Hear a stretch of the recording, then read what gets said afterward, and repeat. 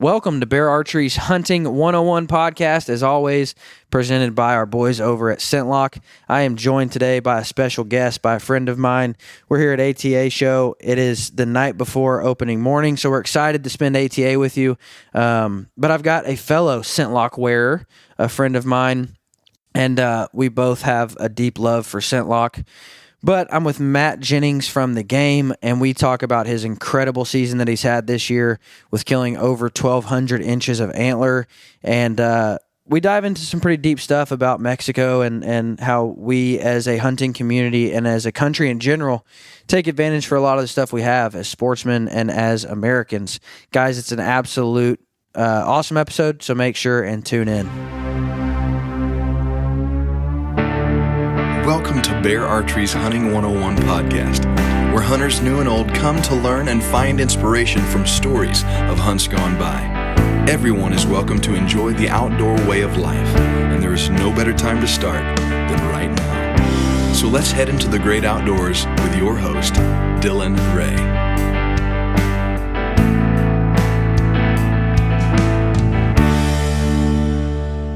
All right, so Matt, where'd your season start at this year? Started 4T Outfitters, Minnesota, bear camp, where it always does with my boy Tony D. And it was a good time as always. Is that where you posted that stupid picture on the plane and said that you were looking like me wearing your bear vest? I could never look as good as you. I can't pull off the white egghead as good. They call me Chrome Dome in the streets. That's what they've been calling me. It's the first ever deer season I've had to paint my head. I can tell you that. Hey, you got to do what you got to do. Blend in ninja mode. No, I told, I had Eichler on the podcast not too long ago, and he said, as soon as you hunt? No. As soon as he opened the video call, he said, "What the heck happened to your hair?" And I said, "Well, I'd like to tell you it's because it looks good, but," I said, "Fred, listen, dude, I'm a serious hunter, man, and hair holds all your scent." And so that is true. I shaved my head, and so at the end of the podcast, he said, "Listen, I think I'm going to have to do that, but do you have to just shave your head or your whole body? Like, does everything got to go?" I'm like, full body everything. Wax. Full wax. Everything. And then Michelle pops in the screen and says, "I'm not shaving nothing for you." Oh, man. It was funny. Bear camp. You killed a bear. Yep. I didn't even see pictures of it. We was in a rush, didn't have enough service. I did post one or two pics of it, and it was a good bear. And killed it, I think, on the second day, maybe. Color phase, black? No, it was a black bear. Big old bear? 6'4", Pope and Young. Jeez. You didn't even share it with me. I ain't talked to you. You've been busy. I've been busy. So this was this spring or fall? Fall, September. First bear hunts, or do you always bear hunt? I always bear hunt, usually every start of the year. Dude, I think it was my fourth year going up there to 4T. I've absolutely got like this bear hunting addiction now. I don't know why. It's adrenaline rush. It's a different ball game, man. I mean, you're sitting there and, we're used to whitetail hunting and they're just awesome animals. But, man, a bear, when you go bear hunting the first time, you think you can hear them, see them coming from a long ways. And not at all. That's totally not nowhere in the ballpark what it is. Like, first bear I ever seen was a big giant sow with 4 cubs. And they come through there, and when I first seen them, I was like, what is that? It just looked like a black mist. Never heard them, and just looked like a little choo-choo train coming down through there. It was crazy. I took my wife on a bear hunt in Maine. Have you ever been to Maine? Never been to Maine. Ain't lost nothing in Maine. Probably ain't going to Maine. Dude, it's the thickest woods I've ever been to. Like, I've never seen woods that thick in my lifetime. Mm-hmm. And so I get her up there, and we're hunting in a ground blind, and every single twig, leaf, anything, she is scared to death. And I said, "Sweetheart, listen, I'm telling you, if you hear it, it's probably not a bear." And she didn't believe me. She's like, "Whatever." And but dude, like little chipmunks would run underneath the blind and scare the mess out of her. Yes, the worst. And I'm like, "Sweetheart, if you hear it, it's not a bear." And like she just couldn't wrap her mind around that. She couldn't understand a 250-pound animal walking through the woods and you're not going to hear it. Silent. And but that was when the bear hunting addiction started, because it's like you're just sitting there and then all of a sudden, poof, bear. Oh yeah, you'll be looking to the right and you'll be looking at the same spot for 10 hours. And I've done it numerous times. And you turn your head for a split second, turn your head back to where you've been looking all day, and there that joker stands. I mean, they just come out of nowhere. The first bear I ever killed done that. I was handing my field producer half of I think it was like a trail mix bar or something. I said, man, you better eat some of this before you pass out. We've been here all day. We ain't eat nothing. Hand it to him, look back. There was our target bear standing there, and I'm like, well, let me get done chewing my protein bar here, and we'll get to work. Give me 1 second. He came in because he smelled the protein bar. Very possible. I don't know, man. He pushed the nuts to the side and went straight to the licorice. Really? Yeah. Dude, that's part of the cool thing about bears too is they're picky eaters. Yeah, just the like the sweet tooth they have. Like it's cool. Nuts. Like, dude, I've watched bears where my buddy hunts down in Oklahoma. They'll soak these, just take off strips of towels, soak them in maple syrup, and hang them from the limbs. And I've seen bears just suck that whole towel into their mouth, suck on it, and spit the towel out. Yep. It's just, they're cool to watch, man. But we're not here to talk about bear hunting. We're here to talk about the incredible deer season you had. I've had a blessed year, man. I mean, it's been one for the books, no doubt. We ain't done yet. We got a few more up our sleeve, but we've had a heck of a year. And me and all my guys, man, I mean, I couldn't have done it without them. I mean, they hung with me, and I pushed it to the absolute limit, and we come out on top like we usually do. And we just had a blessed year, and everything. We had to work for it. It wasn't give to us. We grinded it out, but we ended up going what we went after. Yeah, we were just talking prior to coming on the show, which, you know, these are the kind of things that maybe I should wait to talk about until we get on the podcast. But we were doing some basic math, and we're like 1,300 inches of bone, 1,200 inches of bone, which is incredible, especially since you only killed 2 deer. Like, that's just great. No, I'm kidding. Now, I ain't Mark Jury by no means, you know what I'm saying? I'm getting there. But, I mean, and it was just, I still look back and be like, dang, did that really happen? Yeah. You know? No, first deer hunt, where'd you start deer hunting at? We started out in the Bluegrass State up at Whitetail Project with my boy Alex Davison and all their guys. And we went after one deer, and I knew the deer we went after was an absolute mega giant. I nicknamed him Frank Matthews. And he was just, man, I think he had 22, 23 scoreable points, and I've seen this deer.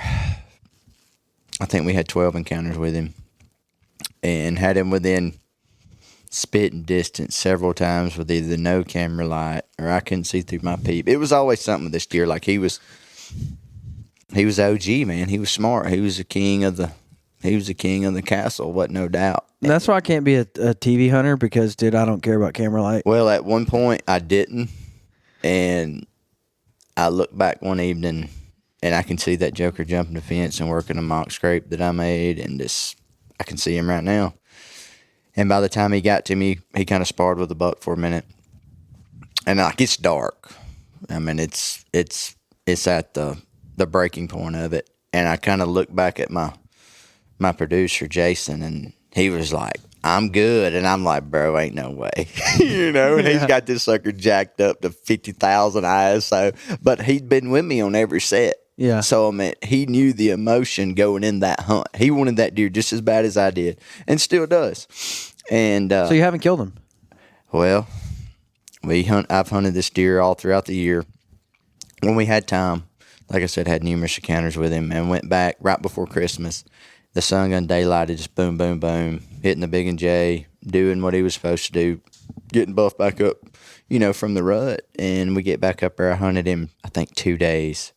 Seen him, had him at 30 yards behind us, just in a blowdown running doe. It was the second rut. And the third day, sitting there, doe comes in, look to the left, he's coming down the field. I'm like, he's dead. And I've said this in my head 100 times, you know, he's dead. Yeah. And he's coming in, little buck jumps over and does his thing. In between us, he sees him. You know, he shows his dominance. He runs the other buck off, jumps the fence, and he vanishes for the evening. Well, we're sitting there that night in the living room, you know, talking about, you know, we're going to kill him. Tomorrow's the day. You know, weather's setting up perfect. Everything's right. The trap's set. You know, we've done everything we can do. We just need him to mess up. And he has not, like, I give it to him. He's not messed up. And I'm like, tomorrow it's going down. At 9:30 that night, I look at my Motion Mobile camera, And he's there. and he's standing there, and he had lost his right side of his rack. Oh my gosh. And that was the biggest kick. Wait, what day was this? It was decent. It was like a week before Christmas. Week before Christmas.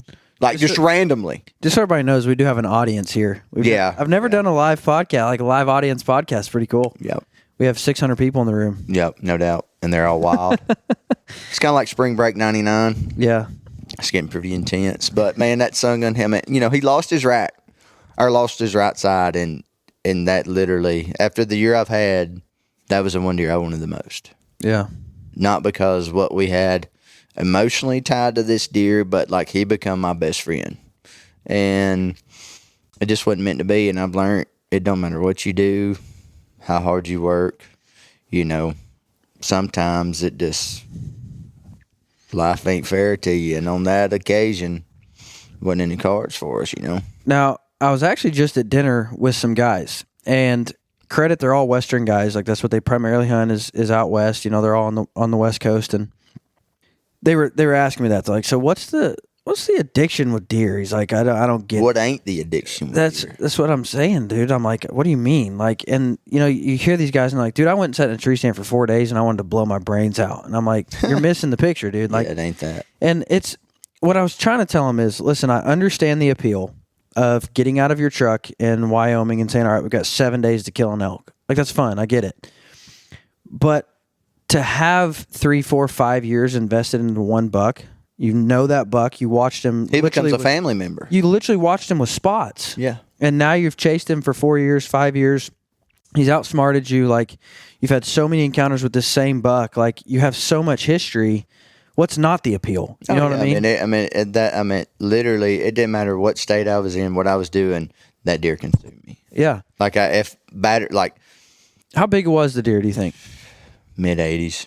God.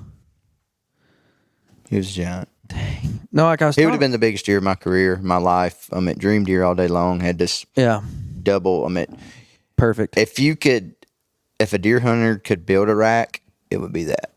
Well, and I was telling him, I'm like, guys, and it's exactly what you just said. I'm like, guys, I've been so invested in a single deer before that like my kids know the name of the deer, and they like when I come home, they're like, Dad, you see him? And I'm like, no, not tonight. Like, but see, that's the thing though. Up at Whitetail Projects with my guys, I could have. I let numerous 140s walk. Some probably pushing 50s. Went and hunted another deer we nicknamed Major, and he's a hoss. Any hunter would shoot that deer any day of the week. Yeah, I would shoot that deer any day of the week. Had you not known, if I just wasn't attached to that deer, and I just, I knew what the task was. The mission was, and it was either we was going to win or we was going to die. So I wasn't taking, I've had this conversation with a couple people. I don't know that I've ever had it with you, but do you think that trail cameras have ruined part of your joy of hunting? Absolutely not. I disagree. Why? Because exactly what you just said. I would have shot that deer all day had I not known that buck was there. And so, part of me, it's like, this year in Kansas, for instance, I showed you the deer I was chasing, Giant 165 maybe-ish. And you hunt all year long for this deer, and then it's like, man, I passed so many deer that I would have loved to have killed. Mm-hmm. But knowing that he was there, I didn't kill him. Yep. And so if I didn't have a trail camera, I didn't know he was there, I would have had a lot more peace, just a lot more fun, more freedom, more... Now, don't get me wrong, dude. Like, on my well-managed properties, of course, you have to have trail cameras. Yeah. But, like, when I go back home to Arkansas, my dad's like, let's just go out and hunt. Like, that's just so fun to just, like, not worry about... I don't know what deer are out here. Yep. I don't know what I'm going to see. And if I see something that gets me excited, I'm going to shoot it because I'm not holding out for anything. You know what I mean? Well, it's like... this old fella told me, he's kind of like my papa, Russ Comer. He hunted with me everywhere I went. And... he told me one day, he said, son, one day, them 120s and 130s just won't cut it, or won't get you to work, or make you feel that way. Yeah. And then he said, there'll come a time when them 140s and 150s won't get you jacked. And he said, then it'll come a time, them, 160s, they'll still get you hyped, but you want to go to a camp. When you go to the camp, you'll say, I want to hunt the oldest, biggest, smartest deer you got. And when you take that challenge on, you know, at the end of the day, I'm either going to kill this deer or I'm going to die trying. 1%, or I'm going to go home with a tag sandwich. But if you kill that deer, guess what? You the man because you just beat the man. You did something nobody else had done.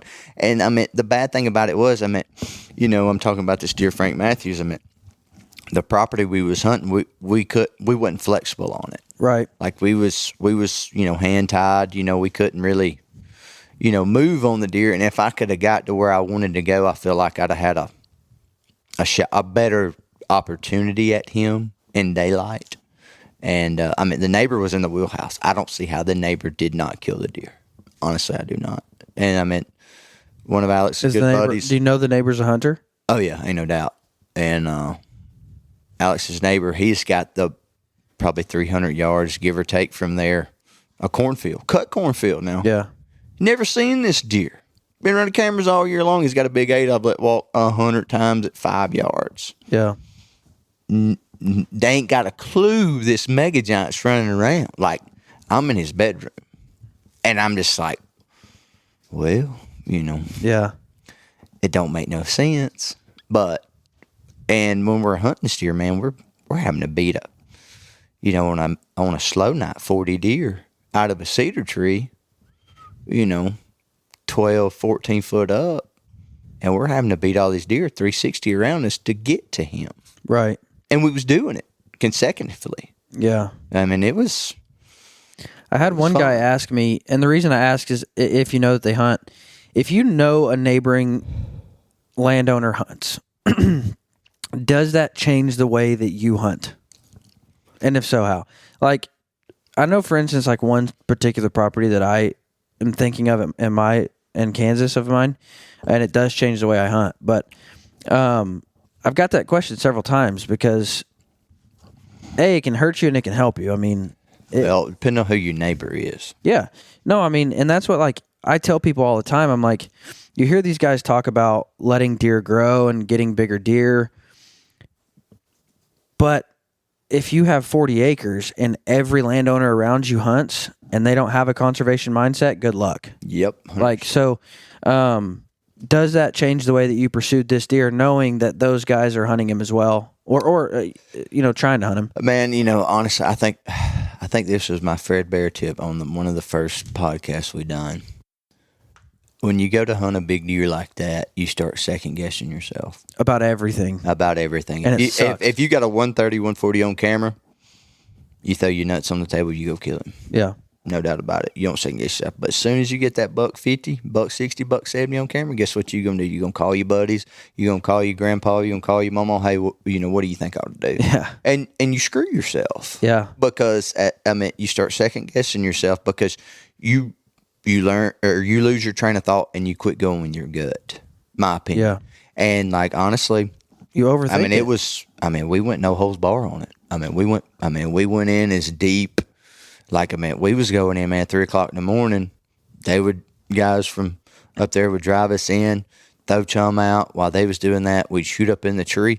And, man, by the time they got outside, they was there. They was on us. And they was one morning, man, we was so close to this. What's the closest you got to the deer? 5 yards. Oh, geez. Numerous times.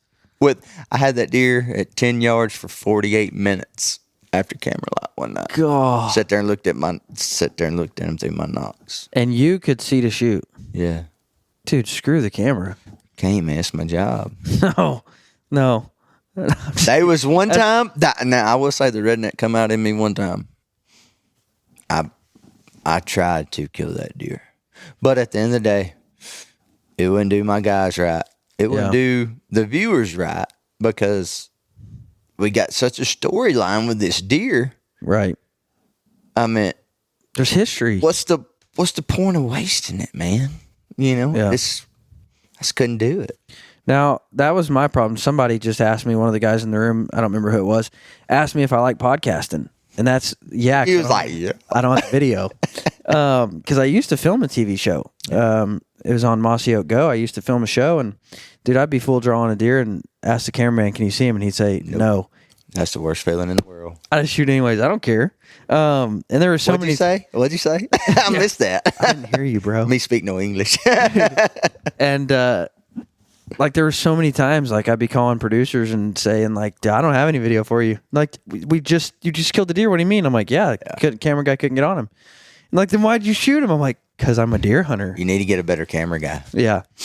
No, there was another time too. We were down in South Texas, and I get down on the ground and I tell the cameraman, tell me when you're ready. And I wait a few seconds. He doesn't say a word. He's like trying to get in on all these javelinas, and we're all laying down there in a row, and he hadn't said a word yet. And we just start we dropped like 12 javelinas, and he said, I wasn't filming yet. And I said, dude, sorry, man. You're fired. Yeah, it's time when I'm shooting, man, it's time to shoot, you know? Oh, man. No, back to deer hunting. All right. So Kentucky, he's eluded you. We rolled to Texas 1st of October. Had a stellar hunt down there. My good buddy Timmy, he invited me to come down. What part of Texas? Oh, man, I couldn't tell you. South Texas, East Texas? No, it was North Texas. Gotcha. Close to the Panhandle. Gotcha. Bad drought out there this year. The deer. Oh, it's been horrible. We killed some. I killed 2 good bucks out there. Or no, I killed 2 good bucks out there. I shot one really big 8. We called him Limp. He had barbed wire wrapped around his back left leg, and man, it looked like it's hard to describe, but he was wicked looking. Big chocolate rack deer. Yeah. Beautiful deer. And then I killed a good management 8. And I think we ended up shooting 4 or 5 does while we was out there and do some management for them and give some meat to the Feed the Hungry program out there, and had a good time. And it was kind of like a relaxing period, because Texas, if you ever hunted Texas, man, it's a redneck's paradise. You just go out there. Texas is my favorite place to hunt. Oh, yeah. By far. Well, you just whack them and stack them. And when you shoot one, you load up another and keep on rolling. Hogs, javelinas, rattlesnakes. It's crazy. It's fun, dude. It's crazy. And a bunch of Did I ever tell you about the time I took Alec down to Texas? I don't know if you did or not. Did you? That was a blast, dude. So I know I didn't get invited. I'm still kind of butthurt about that. But yeah. I mean, hey.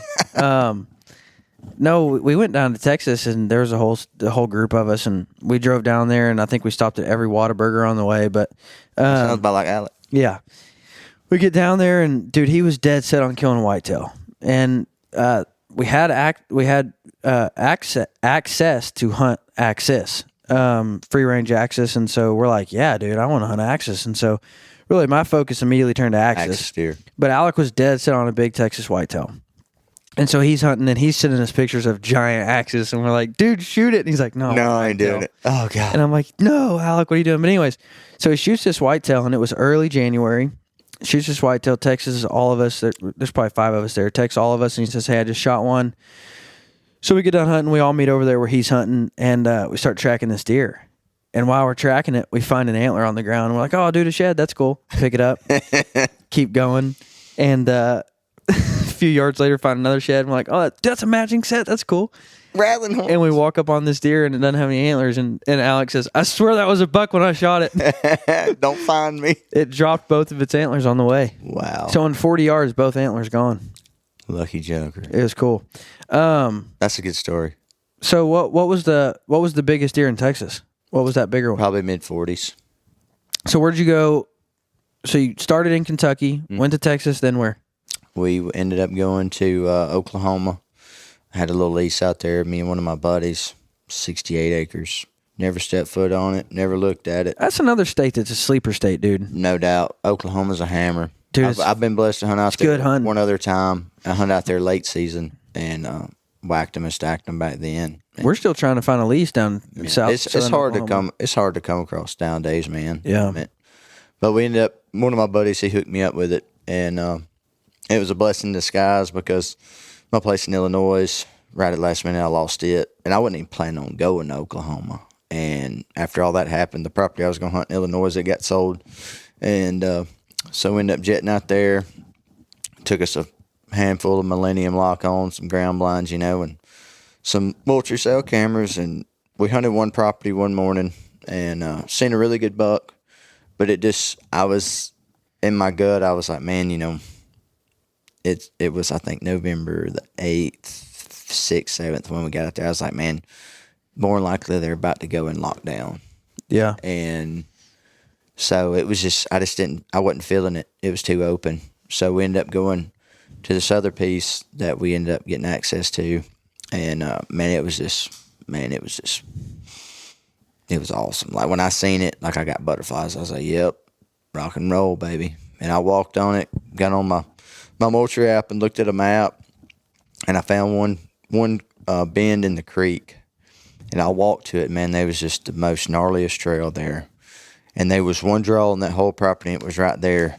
And my producer, Jason, looks at me. He said, well, what's your superpowers telling you? And I said, that tree right there.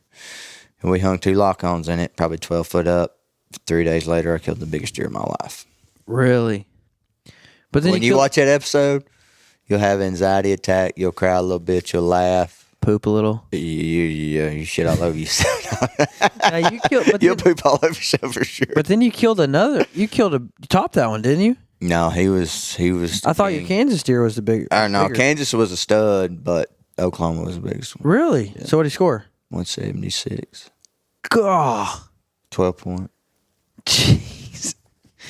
Now you say that's Southern Oklahoma or Panhandle? It was right. Blackwell, probably. Oh, I know right where Blackwell's at. Yeah. I didn't know you were in Blackwell. You were literally 12 minutes from my house. I wish I knew that. Save me a hotel bill. I definitely could have. Next time you're hunting in Blackwell, tell me. No. You can be to my house in 20 minutes. Yep, that's where we was at.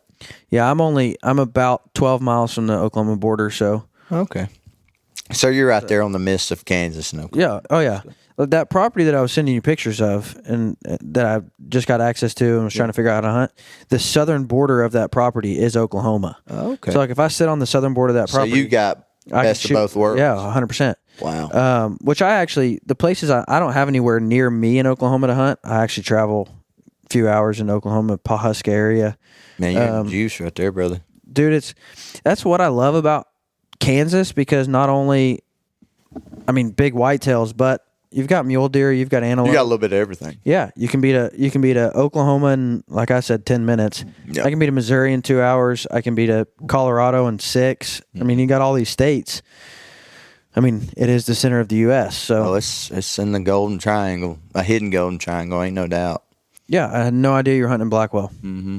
Well, we just ended up there randomly. I've got a doghouse out back you can sleep in. I hope it's XL. It is. It is.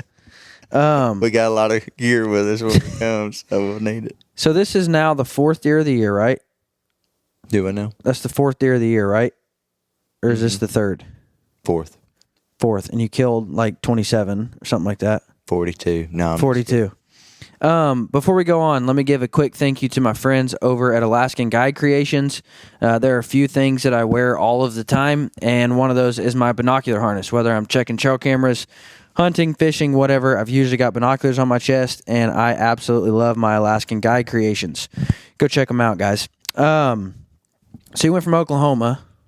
Surely you went to Kansas from there, right? Dang, skimpy, I did. Because you were a hop, skip, and a jump away. Well, you ain't going to ask me about the Oklahoma hunt? You got to, dude. It's too all right, tell me about it. So we get there. I thought since you said you got to watch the episode, wasn't going to. I know, but I really want to tell you about it. Okay, all right. So we get there. That way, they don't have to watch. Yeah, they ain't got to worry about watching it. They just go and hear about it. Because after they hear this, they'll be like, "Oh, I got to watch that." Yeah, Or they'll think I've already heard about it. I don't need to watch it. Yeah, probably either or.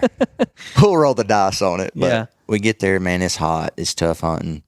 And what time of year is this? November 7th, 8th, 9th, 10th. Oh, yeah, I forgot. We had that weird. It just got hot, man. Weirdly hot. Like, we was in the stand in the morning time, and it was dang 75 degrees. Yeah. Like, I was wearing my St. Locke Savannah. Like, it's hot. I remember. Like, brutal hot. And then that big cold snap come. Yep. And that was like the 13th, 12th. 11th, 12th, 13th. And I'll never forget, we got in the stand that morning. It was 70 degrees. And I looked at my phone, and I was like, man, it's about to get stupid cold. And I just had put a Moultrie up the day before. And my camera guy, he's kind of a wuss when it comes to cold weather. So he needed some hot hands, And so we ended up getting down that morning at like 10 o'clock. Go to Cabela's, get what we need, so forth, and leave Cabela's. Actually, I just got done talking from Caleb from Barry for the first time in Cabela's. And So you went from Blackwell to Cabela's. mm-hmm. So you literally passed right by my house. Probably blew the horn, waved at you. You probably went home. Man, dang, dude. I knew I could like sense. Probably. So I'm like, I think Matt's near. Yeah, man, to shoot up a flare gun, I was there, son. And but we went there, done that, leave Cabela's, look at my phone. There's a giant just standing in front of my camera, and I'm just like, well, boys, it's showtime now, you know? Yeah. Because that was a big cold front. Oh, it was It giant. dropped from like 75 to like 10. 20. Yeah. 10. Yeah, it was. I actually it was remember brutal cold. I was on my way to my tree stand. The reason I know the dates is because I was on my way to my tree stand and my boss called me and he said, hey, I need this done. I need it today. And I said, dude, listen, I'm going to be 100% honest with you. I ain't doing it. I said, there was a 50-degree drop in the last 24 hours. And he's like, 100%. say no more. And just hung up. Like, didn't even. That's my kind of boss. Yeah. That's what I'm talking no about. kidding. But, I mean, it went from 70 degrees first thing in the morning to the next morning. I mean, it was, 10, 8 degrees. And right off the rip, we're seeing deer. See a mega giant that morning, like 10 o'clock, comes right to me. And he stays behind this one tree. I couldn't get a shot at him. He ends up looping us at like 15 yards. Couldn't do nothing with him. So me and my camera guy, we swapped stands. So I'm having deja vu from 2 years prior. I did the same thing in Illinois. I'm talking to the rattling sequence, to my producer going, hey, we need to swap stands, and I'm like having flashbacks. And I'm like, and it's to the date. That's what was creepy about it. Swap sets, sitting there, see deer all up throughout the day. And like I said, now it's cold. And if I didn't have the BE1 heated vest and the divergent suit, I don't think I'd have made it.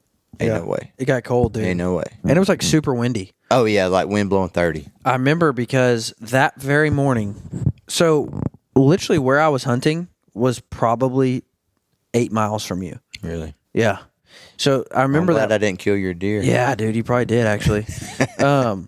So I remember that morning because I was sitting with my recurve, and I had a giant run out and stopped right in front of me, and he was 24 yards away, and I just thought like, man, it's just too windy to shoot that far with a recurve. Yeah.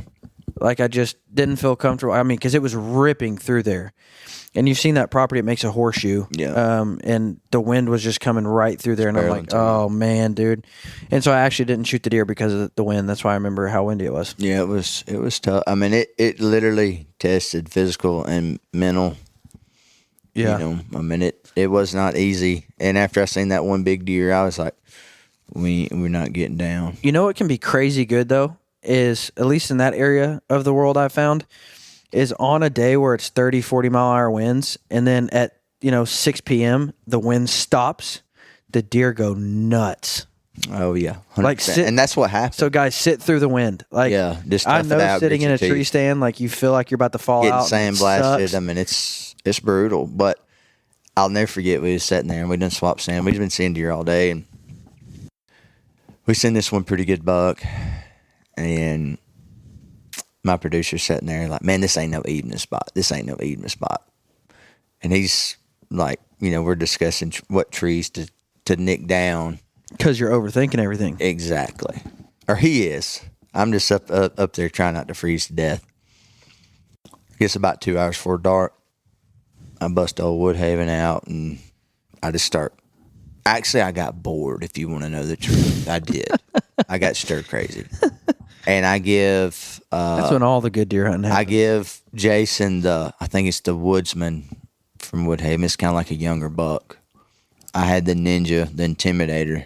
It's the best call you can buy. And, dude, I just started ripping this joker like it was no tomorrow and rattling.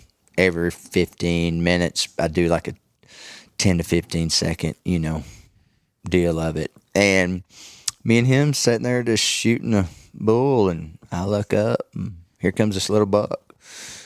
Comes in and works a mock scrape that I made with some deception scents, like the date or when I hung the set 2 days prior. And I kind of seen him get a little timid, and I'm like, well, look behind him, a pretty good 8 that was busted up, comes behind him and works him off. He works the scrape. And I'm like, okay, I can tell it, I can feel it. And I look behind him, and there's Big Dog from that morning that slipped me. That's a mega giant. Like, I mean, he's bigger than the deer I killed, and this is the biggest deer of my life. But you guys were hanging out at Cabela's, and there's that's it is one of them things. And I'm sitting there looking at this deer, and he's rubbing trees. He's like he is putting on a show. Heart's about to come through my chest, and I'm sitting there thinking to myself, if I was sitting in my stand and hadn't swapped, this joker's dead at 38 yards. But I can't. But since I'm southpaw, I can't. Which one of these guys was that? Neither. No. Oh, okay. We were about to throw something out. Yeah. We'll yell at him later. But which I'm glad it worked the way it did, because we're sitting there and I'm watching this deer, and I got one limb in my way. I cannot shoot. He's coming to the scrape. All of a sudden, I hear like a bulldozer coming in behind us, burp, burp, snort, wheezing. Just. Isn't that cool when you hear them? And the cool thing about it was, we was in a lock-ons in the middle of hardwoods on the creek bottom. You don't see that much. No. You see jokers hunting and then you got guys saying, what's the addiction with deer hunting? Yeah, and it's different when you're hunting in a box blind or ground blind. I mean, don't get me wrong, that's awesome too, but you're in the moment. Like, you're in his house. Yeah. And when that joker come up behind us, it sounded like a dang Mack truck. And I'll never forget, I was trying to, like, not look, but look, because the other deer was standing in front of us. And finally, I cut my eyes hard enough. I just seen, man, he's like a bulldozer coming through their ears, pinned back, just all in his glory, just strutting his stuff, knowing he was the boss. And immediately, I said, forget about the deer across the creek. And I'm done at full draw, like it's going down. And this deer walks 25 yards to my right, bristled up, gets down to the creek, sidesteps to me. He's at 15 now, give or take.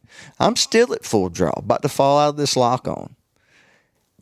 And there's one big old dead tree. You'll see it when you watch the episode. He stays because I'm just a little bit higher than my other stand. I can't shoot him. And I'm going, I've done marked at the sun gun 20 times. He ain't having it. He goes down the creek, crosses the creek, just like the Red Sea just separates. So how long is this at full draw? Probably 2 minutes. And like I'm about to break this bear slap in two. And I got needles going through my hands because it's so cold. Yeah. He crosses the creek. I let down, snort woods with my mouth. How far was he when he crossed the creek? 20 yards. And I'm sitting there about like to bite my lip into, Yeah. Across the creek with the bigger rack buck across the creek, son, he tucks his tail and he turns around and he hauls out. Like, he don't want none of it. And I'm like, huh. So I can tell the tempo of this deer or his attitude as soon, and I watch him walk across this wood lot. And as soon as he got about 100 yards from me, I started grunting, snort wheezing with the Woodhaven. And I was beating them rattling horns so hard you could smell bone burning. And that's no exaggeration. Like, I about sprung my wrist. I was hitting them so hard. I beat them together for a little bit. Or for, X amount of seconds. And I stopped and I'd hit them again real quick. I'd stop and I'd grunt. And there's no sweeter sound than your field producer saying, hey, get ready. Here he comes. I called this joker all the way back across this wood lot. He stops in front of me at 35 yards on that mock scrape and works it for probably 2-3 minutes, head up in the tree. So how long is this played out from beginning to now? Every bit. It felt like a day, but honestly, hindsight, 15 minutes. Yeah. But it felt like an eternity. Like, I'm still in awe about it. And I mean, he sits there and he works that mock scrape, head up in the licking branch, just throwing dirt, pawing. Yeah. And he comes across that creek. I draw that old bear back and I ripped him at 15 yards and he didn't go 10. Jeez. I had one of the best hunts. I had one of the best hunts in Oklahoma this year as well. I was hunting at Liberty Ranch Outfitters, and he had told me when I got there, he's like, listen, the deer I want you to kill, he's like, he doesn't look like much antler-wise. Mm-hmm. He said, but he's 8+ years old, and he's just a stud, tank, bully, like, good deer. It's going to be a cool deer. And I'm like, okay. And he said he wants to fight everybody in the woods. And I thought, all right then. So I went into this thinking. Ring the bell, ding, ding, ding. So it was 15 degrees. Ooh. I had left my boots at home. Oh, God. So I was hunting in these little Crocs shoes here. No, I was hunting in my tennis shoes, which breathability is good, but not when it's 20. No doubt. And so I set all morning, freeze, sit all evening, freeze. And I had seen deer action, but not the one I was after. Yeah. And that morning I just went into this literally like I was going into a fight. I'm like, all right, this dude likes to fight. Let's give him a fight. I mean, no doubt. And so I go in there roaring, dude. With the Intimidator, I'm just going nuts. And throwing this out there, when it's cold, that sucker don't lock up. No. Because I've had buddies. I've got Mr. When you go to blow, it Scroggins. goes, wee! Yeah. Yep. Like, I've had buddies that's been in camp with me going, man, my grunt, froze up this morning. And I was Squalled on me. I was like, well, you need the American Express Woodhaven because that baby, you can carry it anywhere and she ain't going to lock up on it. Dude, there was one time, man, I had this buck working in the field, and I grabbed out an unnamed grunt call and went to go at it, dude, and it had froze the backs tip of the reeds together, but not the tip, and so it squalled real loud. That buck went to the next country, dude, and I thought, crap. Threw that call in the trash, never used it again. But so I went into this with fighting in mind, dude. So like you said, every 15 minutes I was just getting it, and didn't see any deer. And I was like, man, this sucks.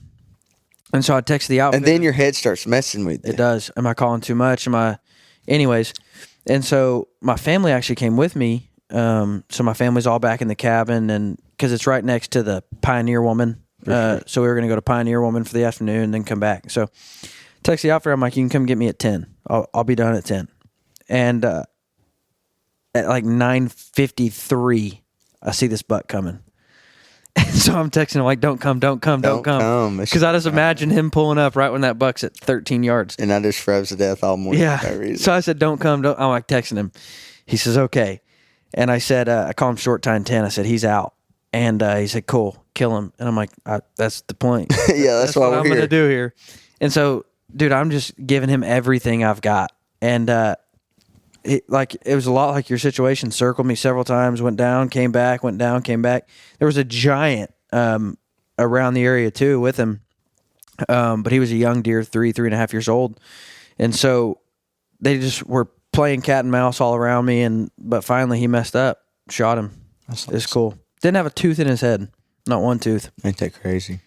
And them suckers are tough. It's cool to know. And you said this already, but it goes back to having the history of the deer, because this outfitter's like, dude, I've got pictures of him for 7 years. I've got sheds of him for 7 years.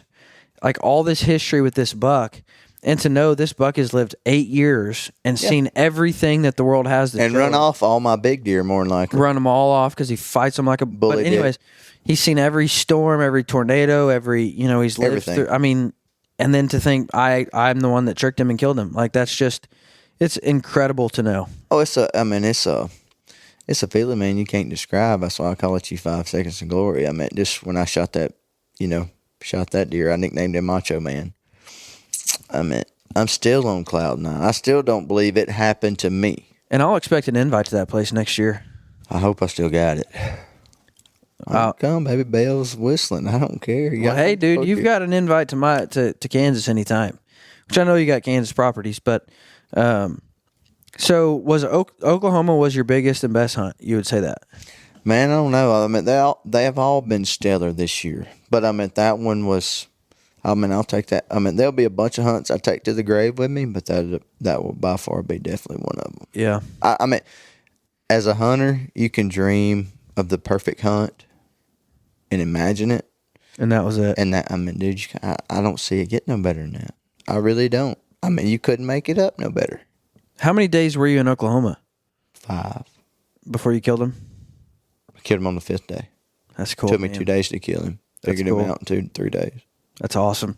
Where'd you go to from Oklahoma? Went to the great state of Kansas, the land of Oz. Kansas. I'm from Arkansas, born and raised, and so everybody from there, they call it Arkansas. Yeah. And I'm like, no, this is called Kansas. They got it whacking back. and stacking, baby. How long were you in Kansas for? 5 days. You just hunt 5 days everywhere, huh? That's a lucky said that's number. all I need, dude. Well, actually, Kansas, I should have killed on day 1. We was really close on what we named that deer. Just so everybody knows, at this point, we're already like 500 inches in. Getting there. 600. I can't remember what we named that big 8, but he was a Hawsome. Hey, I railed him in and grunted him in because we was actually doing a promo for Woodhaven, and midway through the sequence, I looked up and I was like, "Oh, he's here." There's a shooter at They were 30 in the Walmart. yards. They were in the Walmart parking lot. That's how good these calls work, ladies and gentlemen. I was just, it really amazed me because, we went in that day. I call it muddying the waters. When I get there on day one, I'm going to muddy the waters. What do you mean by that? Explain that. I'm going to put boots on the ground. I'm going to hang my sets where I think is where I need to be. I'm going to put my cameras up. If, baiting's, good in that state where I can bait, I'm going to throw some chum out in front of the cameras to get some inventory. Do all my homework in that one day, muddy all the waters, get everything set, get all the traps set for the rest of the week so everything is dialed up, and I'm not worried about, I need to do this, I need to do that. Everything's ready to rock. And that's the biggest tip that I can give anybody. It doesn't matter what you're hunting. No. Take your first day to scout. Oh, 100%. Get it out of the way. And guys, I understand. I know the difficulty to say that I've only got 7 days to elk hunt. I need to get out there and start chasing. No. The whole first day, glass, spend scouting, looking at maps, get boots on the ground and just start looking, because it'll make your next 6 days 100% well worth the 1 day you burned. I look up to Levi Morgan. Hunter Phelps is my producer. Yeah, he's pretty tall. You do look up to him. Yeah, he's a big sun gun. He's a hammer, ain't no doubt. But that sun gun, everybody sees him killing these giant deer and, giant muleys, giant elk. But what you don't see is how much he sits back and does his homework. Yeah. And I'm just like, it makes a lot of sense. But people, get in a rush and, try to jump into it wide open. But really at the end, they're hurting themselves. And I'm guilty of it. I've done it. Everybody's done it. Well, and I've had guys call me, and I've done the same, but I've had guys call me and they're like, dude, this season sucks. I'm ready to quit. I'm like, all right, pull out for a whole day. And they're like, dude, it's November 9th. I can't pull out. I'm like, pull out for 1 day and just watch. Just chill. No, I meant scout. Oh, yeah. Just quit hunting. Oh, yeah, that's the best time to do it. That's the time of year when you throw the old rule book out the window. Yeah. And you go run and gun, and that's my wheelhouse. That's my strongest point. Yeah. I can go into a piece of property, break it down, do my thing, and usually I can kill one in 2 or 3 days. Yeah. But that's I just tell them, I'm like, you're overthinking everything. Back out, find a vantage point, and just watch the deer for a day, 2 days even. Yeah. And but it's the middle of the rut. I don't want to burn those hunting days. And I'm like, trust me, it'll make the rest of the season worth it. And then they call and they're like, oh, dude, now I get it. I thought the deer were coming out over here. They're not coming out over there. They're coming out over here. And when I'm like, there you go. But it's just you cannot not scout. Oh, I meant the rut. I love everybody loves the rut. I really don't like the rut because when I think of the rut, I think of 14-hour days. I got to be up at 3 o'clock. I'm more than likely not going to go to bed till 12 o'clock. Yep. I'm going to be sitting all day. I'm going to be froze. And usually, man, all right, you've got 3 days. The hunting can be tough. You've got 3 days. And usually, old Billy Bob down the road went to Kmart, bought him a pair of slicks and a 30-30, and he just shot my 200 that I've been hunting for 3 years. Everywhere. That's the way it usually goes. But you've got 3 days in the year to kill a big buck. 3 consecutive days in the year. What 3 days are they? September 1, September 2, September 3. Really? Ain't no doubt about it. See, I go late season. Ain't no doubt about it. I hate early season. I love it. Homeboy don't like to sweat. I would rather sit in -10 than sit in 90. I'll sit in 150 and I'll sit in -50. It don't bother me whatsoever. I love the cold, man. I love day one, or I love the end of season just as much as I love day one. I hate to see it go. I don't step in the deer woods till October 30th, October 29th.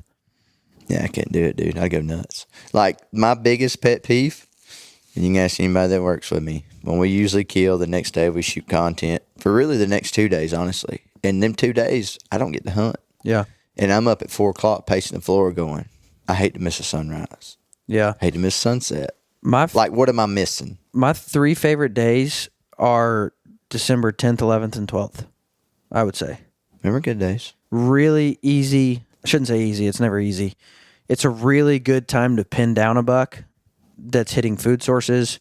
especially if you've got, like you just said, a cut cornfield, or if you've got winter wheat or something on your property, like you can nail down those bucks. Oh, 100%. Like clockwork. Well, I think December 21st is a really, really productive day. I've killed some really, really big deer on that day. All right, I think because it's the shortest day of the year, and the moon phase is different, the lunar phase is different, and it makes those deer move. Let me rephrase the question. You've got 3 days to shoot any big buck. Like, you don't have one buck in mind. You just want to kill a big buck. What 3 days are they? Oh man. Because if there's any given day, man, I know the question you're asking me, but the reason I ask is if I just want to kill a big buck, yeah, I'm going to go like November. Everybody that is working 8 to 5 is going to put in their vacation. They're going to put in vacation from November the 1st, I'd say, through November the 12th. That's when everybody's going to go hunt. Now, I don't know about what you experience in Blackwell, but I know in my area in Kansas, I would do the 3 days, November 15th, 16th, 17th. Well, my experience with the rut, and that's when they're going nuts, at least in my place. That's when they break loose, I think, from them first does, and they're back on their feet moving. And I even called it this year. I said, I've killed one deer on November the 5th. I usually kill on October the 27th. I said, but I don't start doing my damage in November until the 11th, Veterans Day. Yeah. No, I said, I'm lights out.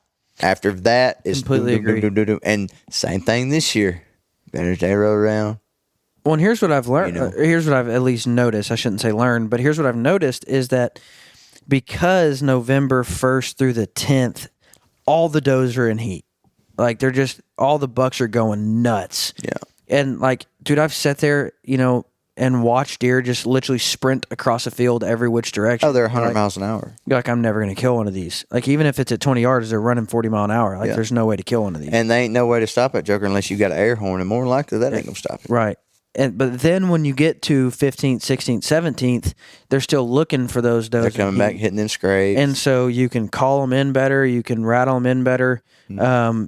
And then when you do get them coming in, it's not as likely for a hot doe to run by. Yeah, 100%. Every doe goes in at a different time. Like, I know 100% fact, the week of Christmas, I'm going to have a doe come into heat.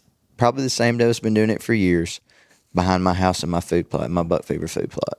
Really? They ain't no doubt. I'm gonna go kill a hammer. If you look back past 3 years, on that last week before Christmas, I kill a good one. Yeah. Out of that food plot, because guess what? He's coming to check that doe. Yeah. But the reason I ask is because if I want to, if you were to just say you want to kill a big deer, it doesn't matter what deer it is. You November just want to kill 10th, a big 11th, deer. 12th. Agreed. But then if I want to pin down one specific deer, I'm going to go to late season because I can pin them down between food. Oh, yeah, ain't no doubt. I mean, to me, the late season game, if you do your homework early season and something happens and you cannot get it done and that deer makes it through the rut, through gun season, so forth, he's going to go back to the same early season pattern late season. Yeah. And it's going to be the same ball game all over. But now he's fatigued. He's wore out. He's probably injured. He's thinking less. He's tired. He's give out. And more than likely, your odds are better, I would say, because, it's 50-50. Early season, they hadn't been pressured much. Late season, they have, but they're wore out. They're tired, so forth. And, you got to get as much chance as late as early, Yeah. And I've killed really good deer late. And, you can, honestly, and especially Iowa, that's when you're going to kill your mega giants if the weather sets up right. Yeah. I always schedule Missouri for that November 10th, 11th, 12th time frame. I have that week blocked off in Missouri. For sure. For the rest of my life. I just love it. It's a great time. One of my biggest deer I've ever killed was November the 7th on a mock scrape in Missouri. Mainframe 8, 166 inches with a third main beam. So probably, I'm going to say I saw this article 7 years ago. Mm-hmm. They asked 10 of the big buck known killers in the world if you could pick one day. It was like Bill Winke and Mark Jury. All the OGs. Yeah, all the OGs. Chuck Adams. Like, if you could pick one day in a calendar year to kill a big buck, what would it be? I think 6 of them said November 7th. I had a kid born November 7th. I'm sitting in the hospital. First off, Happy is all good. To all the gentlemen out there, November 7th is about 9 months from Valentine's. Sure enough. So be careful. So you got to plan that out ahead, Bubba. Yeah, absolutely you do. Fast forward 3 years, I had a kid born on September 2nd, which is when I wanted to go on elk hunts every year. And so, dude, it sucks. But anyway, I'm done with that stuff. So my son was the last one born on November 2nd, and I just straight up have said, like, Chrissy, every year for the rest of this kid's life will be elk hunting on his birthday. And she's like, you're not taking him elk hunting. He's 5. And I'm like, no, I'm taking him elk hunting. Daddy's getting a birthday present as your dad. Yeah. No, but I'm sitting in the hospital November 7th. You know, we get there on like the 6th. So like those 3 days in the hospital, and probably 14 of my friends are sending me pictures of like giants. Oh, yeah, like, no doubt. I'm like, dude, you rub suck. it in your face. Yeah, you suck. Yeah. All right, back to Kansas. All right, let's shot a tanker in Kansas. We get to Kansas, man, playing cat and mouse, and we really went after this one big 8, and we're all over him. We just need him to. We're bobbing when he's weaving. Like I'm within 30, 40 yards of this deer 3 sets. You're playing checkers. He's playing chess. Oh, he's kicking my tail. And like one evening, we were setting up in the Millennium, and he had a really good deer that I thought about shooting in the Big and J pile, and I looked to the right, and here he comes, and I was like, dude, it's gonna be a 10-yard shot. I can shoot this gun behind my back if I want to. Got one limb in my way, and I'll never forget this joker gets to about 10 yards and just looks dead up at me and just says, hey, senor. That's what I meant. Like, he just. You just got back from Mexico, didn't you? Yeah, I did. And, he scolded us, man. And I'm like, there's no way. I was tucked in that tree really well. Oh, my God. And he looks at us for, it's felt like, several minutes, but, Do you know the holders at Raised Hunting? You ever met them? Mm-mm. I don't think so. They were doing a podcast one time, and they were saying, they're like, man, sometimes you see a big deer, and they're just not smart. Like, you just find a dumb. I ain't never seen one. You just find dumb deer. Like, sometimes there's just dumb ones, and I'm like. Mine's always expert level. No, not mine. I ain't never had that not luck. Mine. I wish I did. I wish I could find a blind one in death. Yeah, no kidding. I'd be uptown with that. We need to put that on the list. You still probably would get busted, though. I probably would, especially like, and I'm thinking to myself, well, did Jason move? Yeah. And like, I'm starting to, not mad, but I'm like, dude, and I look back and he's hid behind the tree. Like, only thing I see is the FS7, and I'm like, that deer, he knows, like, because that stands there year in, year out. And so I was so mad that night. I had a blind at the other end of the property. I literally got down, yanked all our equipment down, and like, it's 20 degrees, man. It's cold. I go get in my truck, and there's a pile of cedars on the roadway. And I take my shears, and I just start whacking cedars down and throwing them back in my truck. I drive down in this bottom. It's 9 o'clock at this point. Take down this ground blind, load them back in my truck, go back to that spot.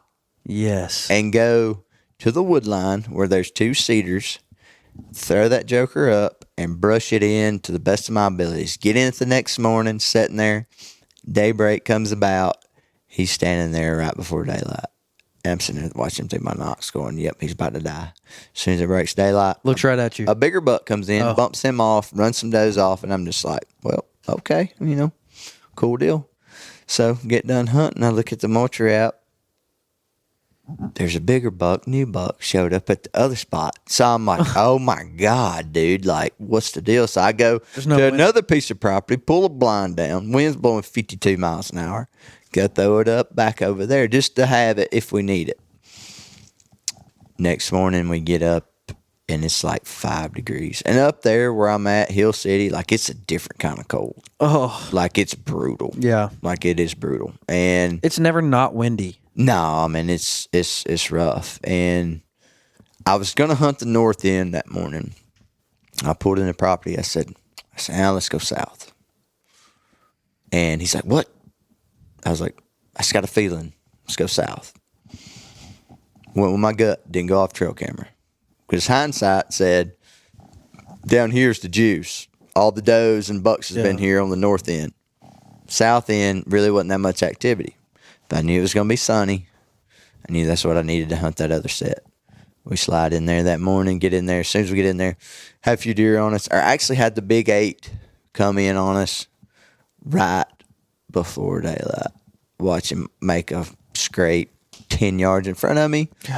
Eats for a minute, loops in the field, does his thing, and walks off. And I'm just like, man, are you serious? I mean, there's nothing you can do. So, morning, fast forward a little bit, sitting there.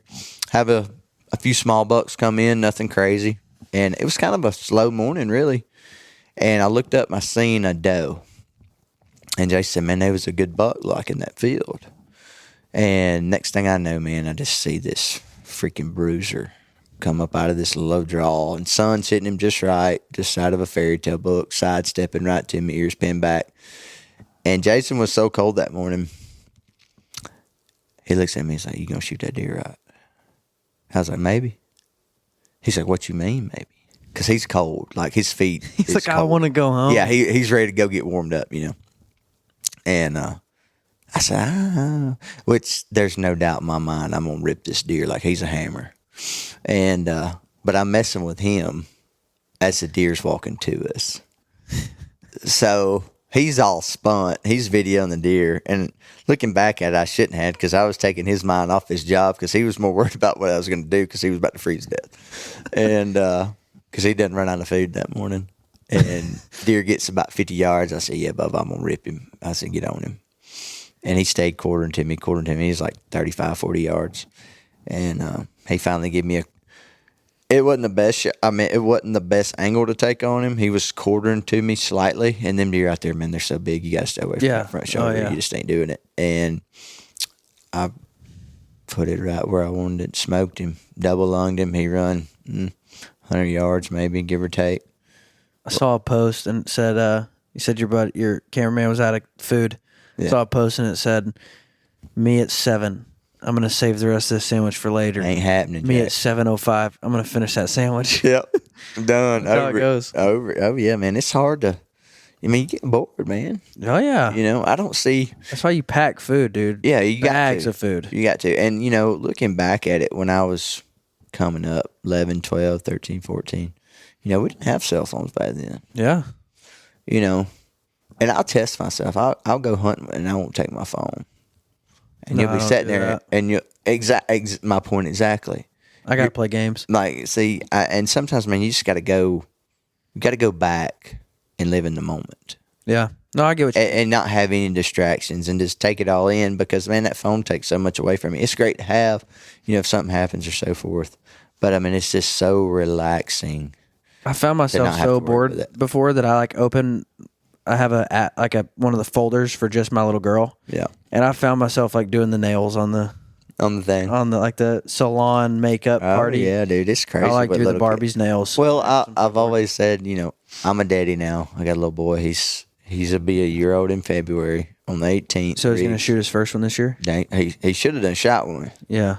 Worthless. I mean, he's letting daddy down. He got done killed a big 6 at the house. My kid is 4 now, and this was the first year. I never took him on a good day. Like, if I thought I'm going to kill deer, I didn't take him. Yeah. But when it was hot, warm, you know, bad wind, I'm like, let's go out and have some fun, bud. Yeah. And it was, like, I took him a lot. And it was the best time I've ever had in my lifetime. Oh, yeah, no doubt. Like, he'll go with me. Like, I'll have him with me if mama ain't, you know, if she's doing something or needs some, you know, go and grocery shop. Me and him would go feed deer, do our thing. And, like, if it was up to daddy, I'd probably didn't let him rip one if I knew it wouldn't hurt his little ears.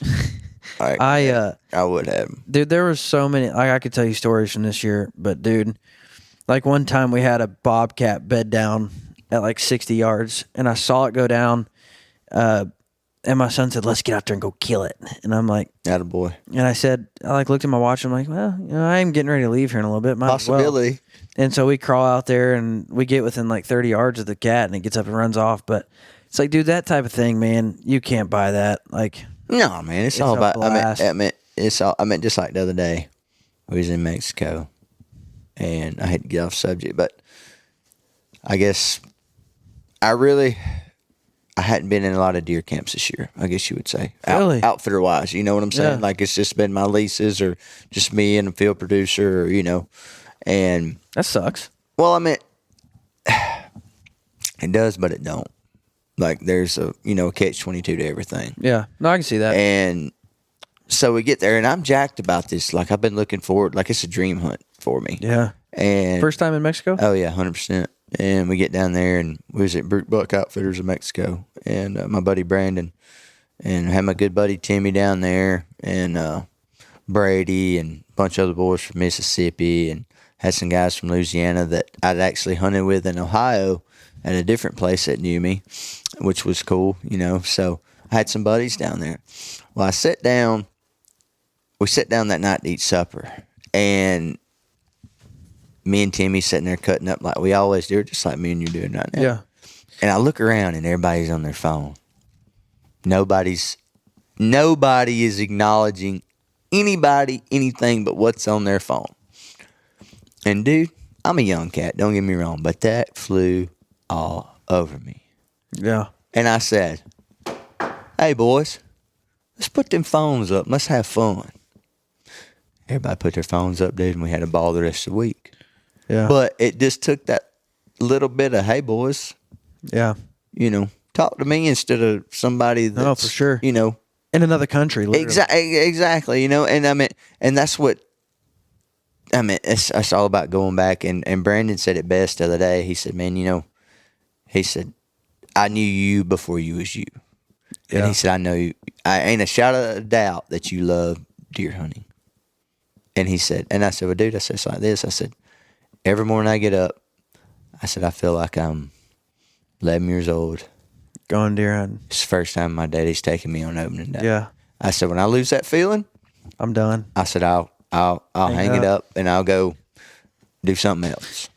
Well, dude, like, and that's another thing. Going back to the why we love deer hunting, like, sharing camp with a group of guys is ain't nothing valuable. no better. Like, and people don't get that. No, like, people don't understand. And again, like, I understand, and it's so fun, and I love it every year to climb into the backcountry and sleep in a tent, eat Mountain House meals. But it's different. It's different. It's different. not sharing a camp, going back to camp every night, telling stories, playing cards. And this happened. Or, man, I about got this one. Dude, man, I get to share this. camp this year with Chuck Adams.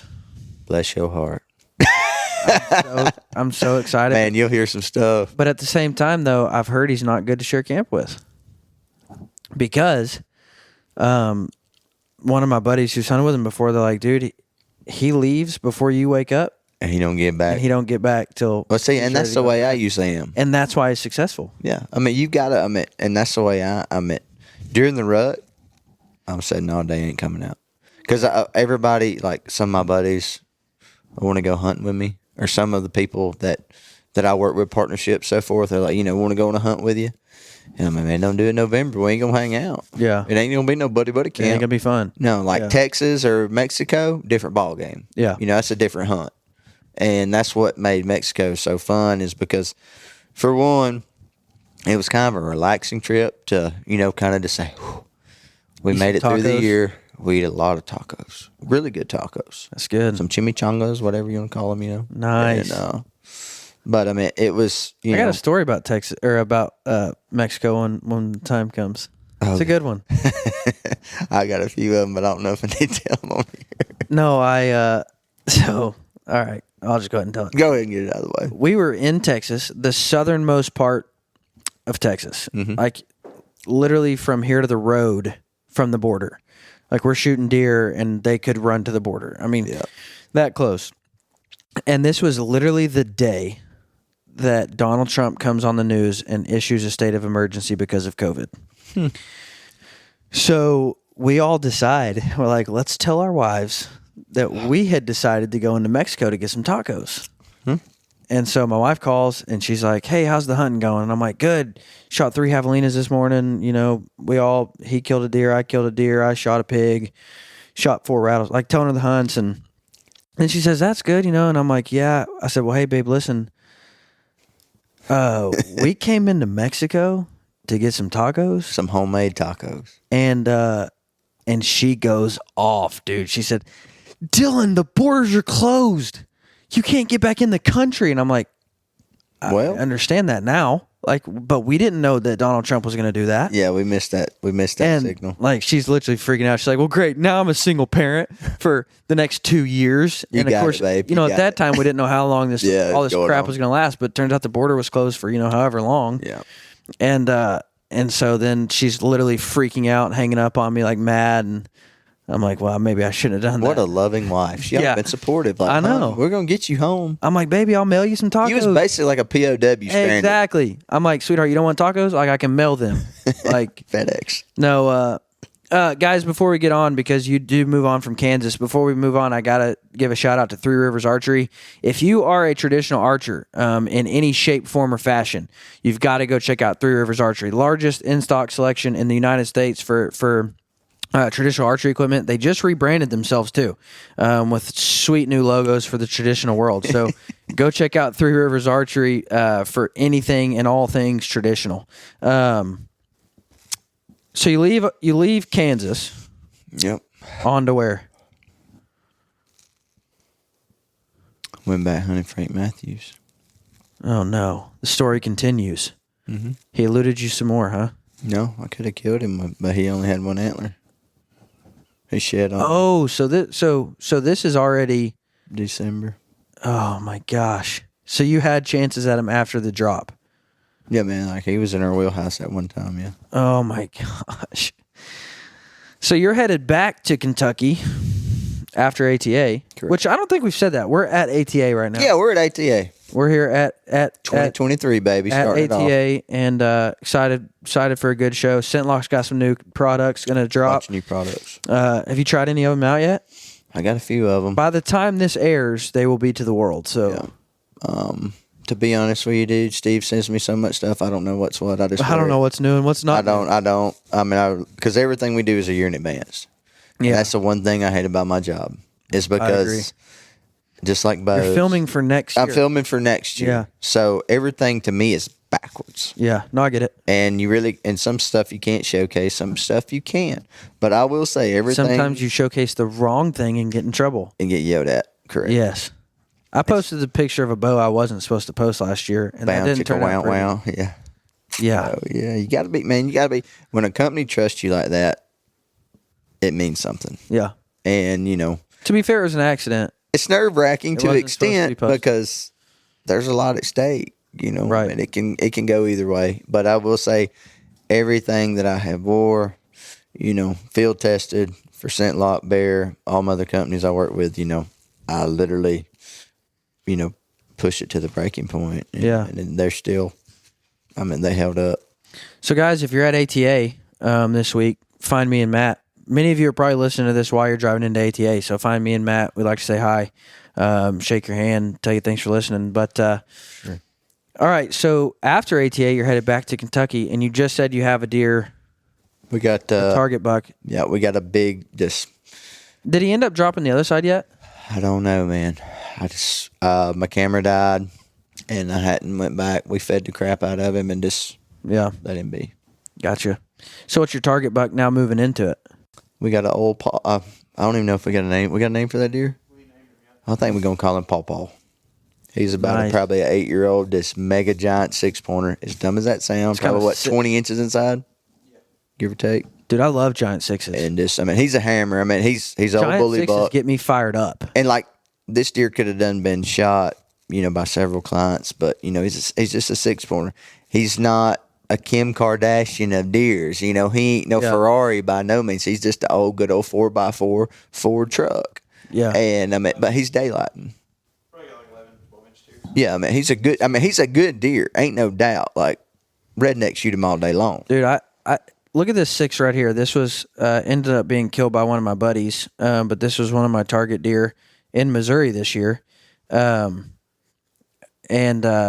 one of my buddies got to kill him, and thank God he did. It was his first buck, and so That's I'm awesome. super glad he got to kill him. But I just love Pretty deer. big, framey 6 points, dude. They just Now, get that fired 6-pointer that I'm talking about, that's a dang good deer. But my 6, or Pawpaw, he'll eat that deer. Really? Width-wise. Yeah. I just love Yeah. big 6s, man. Yeah, they're they're cool. So where did you go after Kentucky again? After Kentucky the last time? Was that to Mexico? I think I went to Bama. Really? Went to the house. How was that? Whacked and stacked them there. Is that one of your favorite places to hunt? Just because of the heritage, if you will? To extent, History. man, to be honest with you, there's no place like home. We all know that. Yeah. I mean, that's where I cut my teeth at. I mean, that's where I learned. That's how I guess that's where I learned the game at. Yeah. But no, for sure. And if anybody's ever hunted Bama, Georgia, they know how tough it is hunting in pines. Like, it ain't no joke. It's on expert level. I tell all my buddies from Midwest, y'all boys move down here, and Blair Goins, he'll be the first one to agree with me. They'd pick up tennis or they'd play golf because it ain't like hunting Midwest. That's what, like, the deer hunting in Arkansas is garbage. It's trash. Where at? Arkansas. Like, the deer are tiny. But you go back to those Ozark Mountains and you're like, dude, this is where it began. Oh, yeah. Like, this is ain't no it. doubt. And there's just something about walking in those woods and just feeling like you're a 6-year-old boy again. Oh, yeah. I mean, I know this sounds stupid, but I can go by a tree. Exactly. And I can look at that tree and go, man, I shot a quiver full. And missed every one of them. No, I might not have found them. Might not have hit them good. And they was, like, I probably wounded every deer in Randolph County when I was little. And with a PSC Spider. And I slept with that bow, man. Yeah. Like, I cried for Santa Claus to bring me that bow. And Santa Claus felt so bad for me, he brought it to me the night before Christmas. Sounds like mom and dad just wanted you to quit crying. Oh, dude, I was like, you know, when you're little, you get that sick cry. Yeah. I'll never forget it, dude. I said to my mom and papa, they brought it in, All dude. because of a bow. All because of a bow. And the only reason nobody in my family, man, bow hunts. Nobody in my family hunts, really. This just end. Every year before bow launch, Matt cries in his room to see the new bows. Ain't no doubt, dude. I wish I did. I wish I still got as jacked as I used to about it. I wish you were sitting there September 30th just going. I was when I was hunting Frank. But I mean, awesome. But nobody in my family, man, nobody bow hunts. Nobody's ever bow hunted. So where'd the begin? Where'd you get to start? My dumb as it sounds, my uncle Andy, he owned a big salvage yard. My daddy runs a big body shop. My papa, he retired. He run my uncle's rollback service for him. Well, they would buy salvage cars out of Atlanta, Georgia. So lo and behold, he buys some cars one time, and there was a old recurve in it. That's cool. You still have it? Actually, it was a bear. Still have it? Or a longbow. I can't. Just hold on now. And it was left-handed. I'm right-handed. I do everything in this world right-handed, but shoot a bow. And that bow is left-handed. Is that an eye dominancy thing? Shoot both eyes open. One eye open, it don't matter. But are you right eye dominant or left eye dominant? To be honest with you, I don't think I'm either. I'm in there 50-50. Gotcha. I've never looked at it like that. I'm incredibly left eye dominant. And growing up, that's not something like, you know, we were rednecks. You just shoot. Yeah, you just shoot. You get it done how whatever it took to get it done. Yeah. And so now, like, I've had so many guys tell me, like, if you were to switch to shooting left-handed because of your eye dominancy, you would shoot better. And it's too intimidating for me. Yeah. Well, I'm at deer hunting. Scared of it. Usually deer hunting, I'll shoot both eyes open just so I'm one step ahead of that deer. Yeah. I can see his body language. It's because, you know, when you look through a peep, I mean, you're in the zone. You're there. You're in that tornado. Yeah. And, you know, there's been several times where, you know, deer might step and I wouldn't have caught it if I'd have had one eye closed. Yeah. You know, I mean, it gives you that 180 view better, in my opinion. It just makes me feel more comfortable. Gotcha. But yeah, my papa, if it wasn't for him and that old bow he gave me in 2 boxes of Triple X 75 aluminum arrows with feather veins on them, mossy oak color. One of the most sold arrows in history, I believe. No doubt. And he got me an old styrofoam target, and dude, I'd shoot that thing every day to my arm be bleeding. Every day. And I just become obsessed with it. My dad told me that I had a little plastic bow down the road. He told me that it wouldn't kill a deer. I was dead set. I said, I'm going to show my dad I can kill a deer with this bow. And like, dude, I'd go sit on a yellow bucket, man. Do my thing. With like a I Nerf bow. I couldn't tell you. It was just the little bitty plastic Walmart, you know. I dragged my mama through the woods, mama through the woods, pawpaw, daddy. Whoever I could get, I'd take, you know. And then I figured out bow season come in October the 15th in Alabama. Gun season, I had to wait till November the 22nd. So when I found that out, I was like, oh, no brainer. You know, it's game on. And, dude, Hooked ever since. yeah, I ain't been right ever since. That's why I do it for a living. So where did you kill a big buck in Alabama? Mm-hmm. Killed a big, actually a big 7-pointer. So at this point, we're already like 900 inches in. Close, getting there.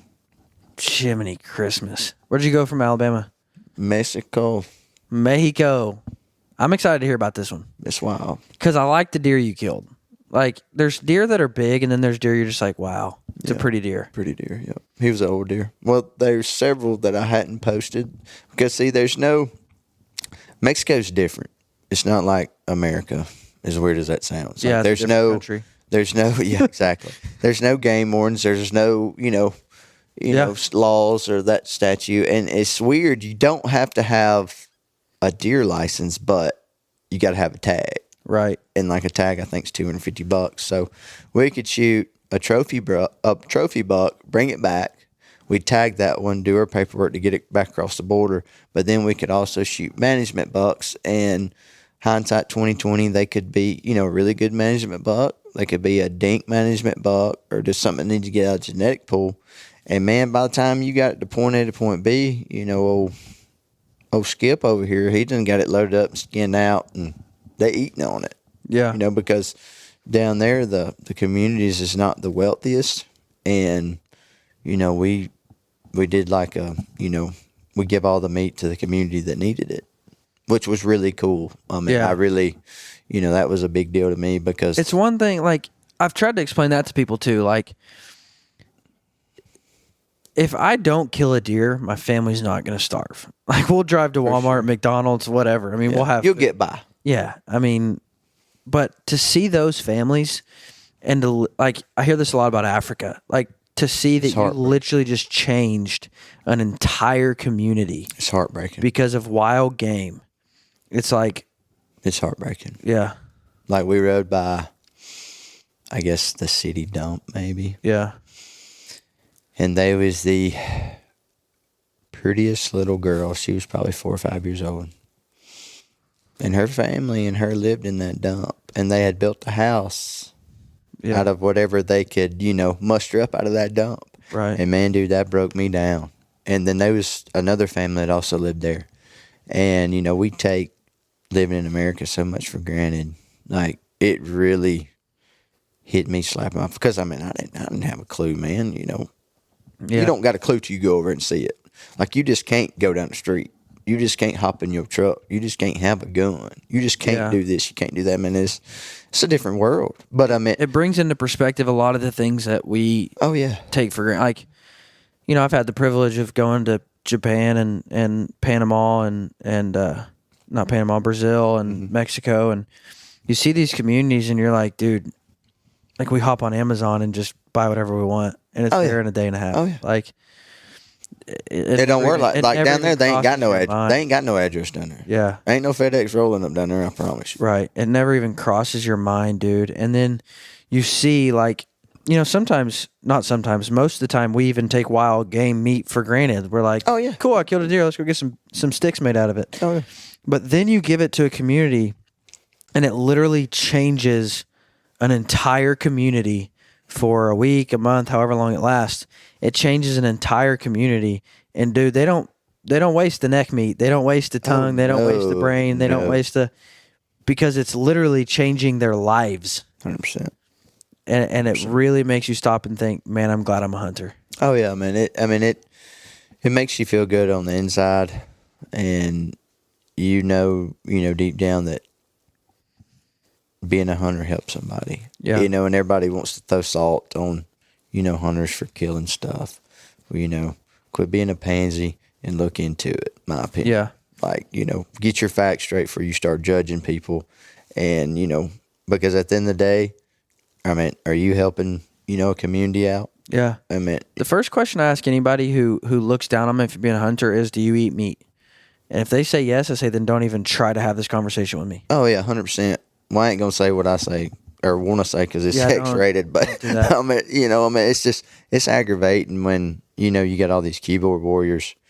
They always want to make these smart remarks on your post or your comments, and trying to be respectful, and be respectful for the companies that you represent. You got to bite your tongue a lot of times. Yeah, and I'd say that's probably one of the hardest things about what we do is to extent, man, we let these jokers run all over us. Right. And I mean, I hate to say it, but the world needs more Gerald Swindles.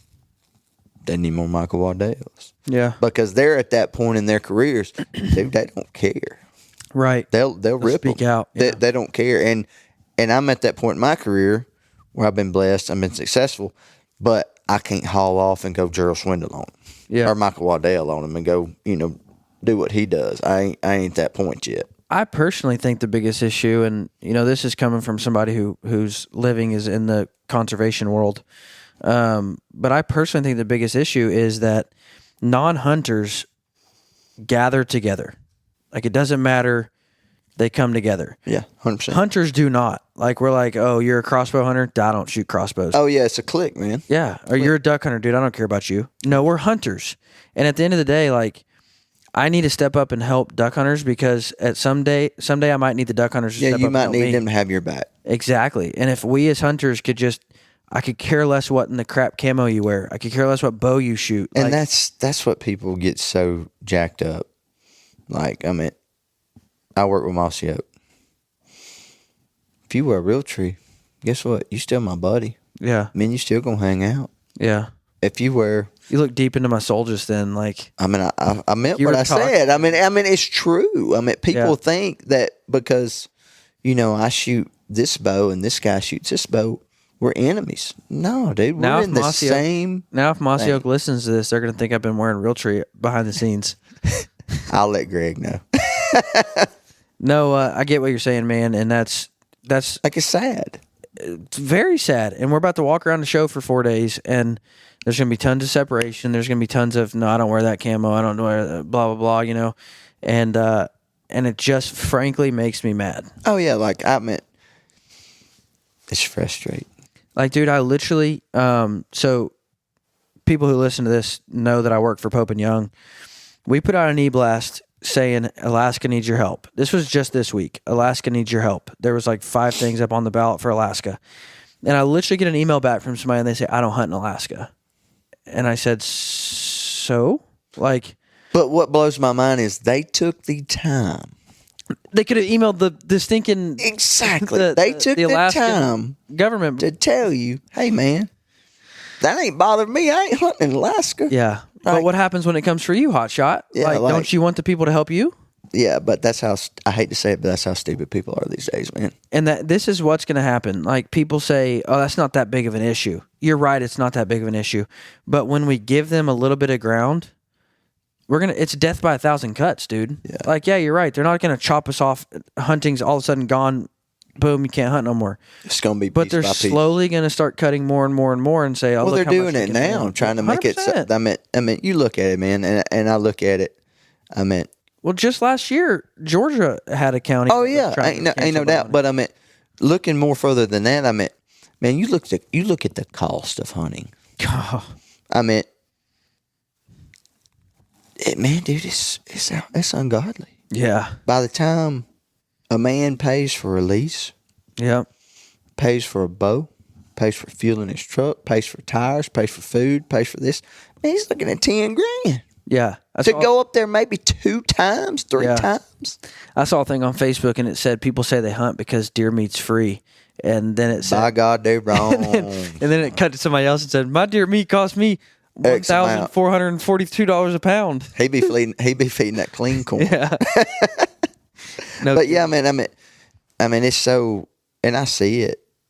And I mean, it affects my butt because, I mean, I have to run off a budget. I mean, I keep up, I mean, I ain't no penny pincher by no means, but I have to stay within my means. Yeah. And I mean, I can tell, like last year, which I added a few more trips this year, but with the cost of fuel and so forth, man, my tab's $10,000 more than it was last year.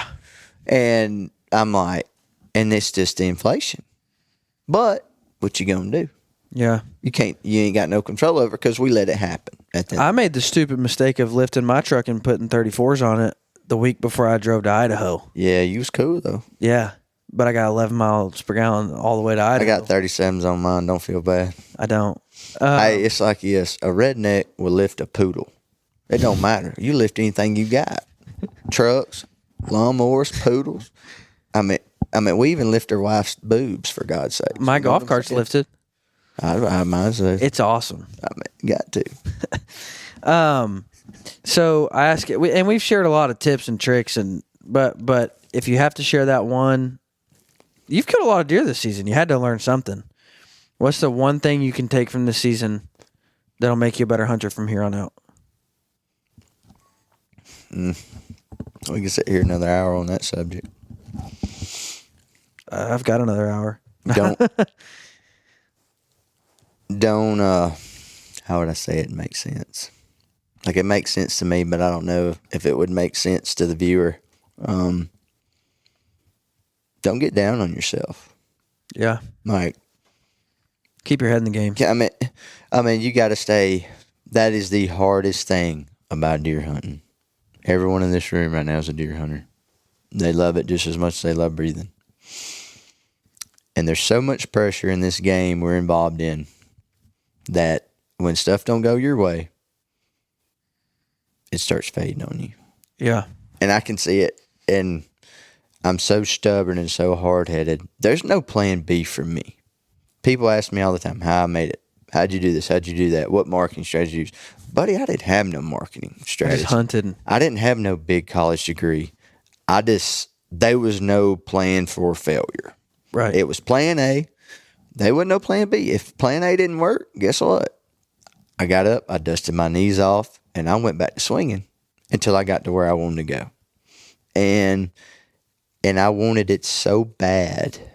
I'll never forget the first time I got a bow at discount cost, man. I thought I was, buddy, I was the boss. You made it. And I'll never forget my dad. I run up a credit card one year for like $8,000. He looks at me and goes, son, because I would work at his body shop during the summertime, saving enough money. Son, as soon as it hit deer season, I was out till I'd run out of money, and I'd come back and work, and I'd be gone again till I run out of money. I was going hunting regardless. I was going. Yeah. And I'll never forget, he said, man, you need to make you a plan. I was like, Dad, I'm just going to do it. I was like, I'll make it. Don't worry.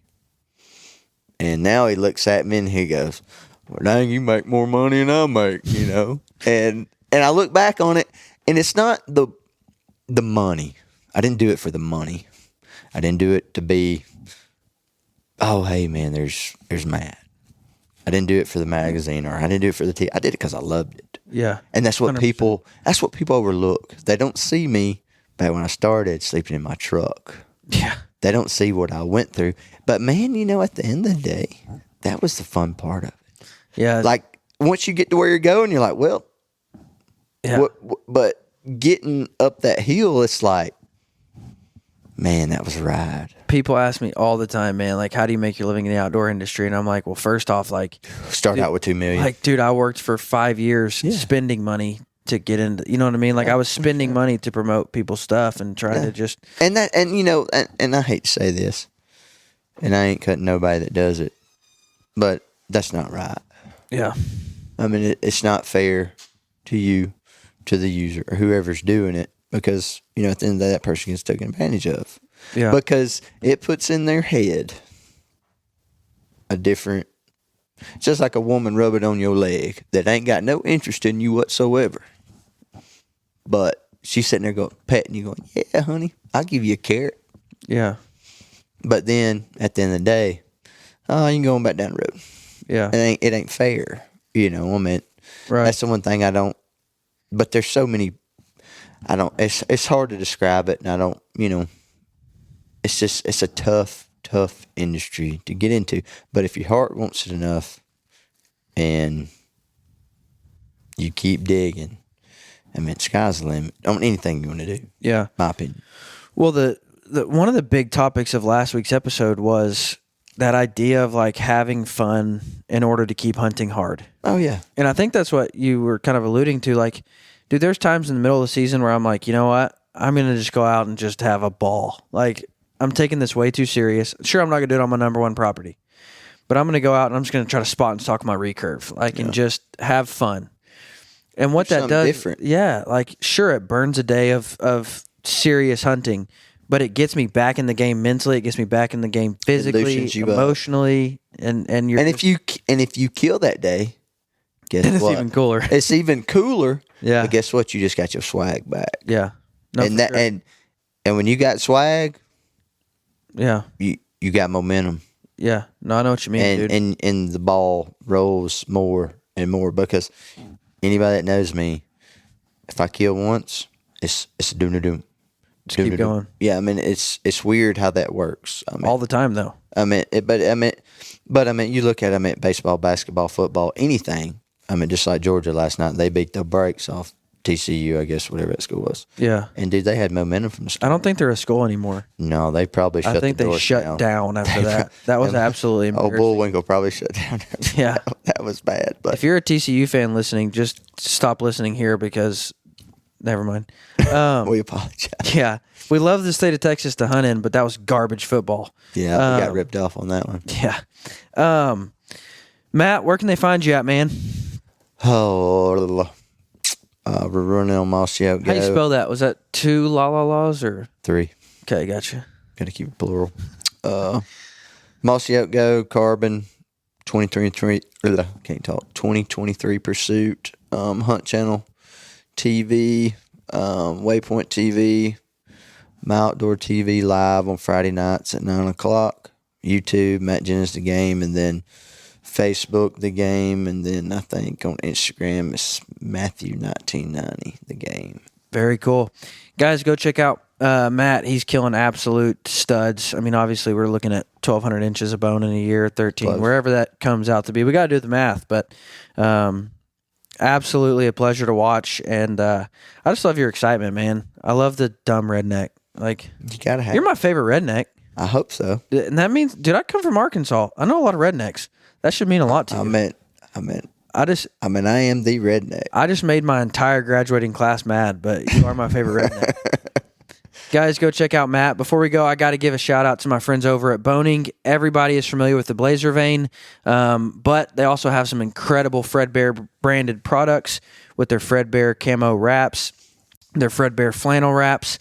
I have this deep addiction of building my own arrows. I have an entire arrow building shop now, and it's awesome. I love it. I call it the dojo. But anyways, Boning has all of the stuff you need to build your own arrows, from jigs to the components to build your arrows, with the feathers and the veins and the if you're cresting your own arrows, all of the stuff you need.